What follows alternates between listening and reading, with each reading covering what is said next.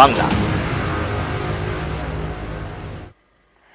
এবার শক্তিগড়ের দিকে নজর রাখবো, কারণ শক্তিগড়ে পচা ল্যাংচার কারবার। প্রশাসনিক অভিযানে পর্দাফাঁস। বস্তা বস্তা পচা ল্যাংচা বাজেয়াপ্ত করেছে প্রশাসনিক আধিকারিকরা। ল্যাংচা হবে একাধিক দোকানে হানা। শক্তিগড়ে উদ্ধার বস্তা বস্তা পচা ল্যাংচা। একদিকে যে পচা ল্যাংচা উদ্ধার হয়, অন্যদিকে সেই পচা ল্যাংচা মাটিতে ফেলে দেওয়া হয়। বেশ কয়েকজনের বিরুদ্ধে পুলিশে অভিযোগ। আমাদের এখানে যে ল্যাংচার যে ব্যবসা, এটা তো রোজকার রোজ তৈরি করে দেওয়া যায় না, বিক্রি হয় না। আমাদেরকে আগের দিনকে ভিজে রাখতে হয় রাত্রিরে, আমরা তার পরের দিন ওটাকে রসে দিয়ে আমরা ওটাকে সেল করি। তো এবার আজকে যে বাড়ি বাড়ি গেল, এগুলো তো কোনো পারমিশন ছিল না বা এটা কোনো সার্চ ওয়ারেন্টও দেখায়নি।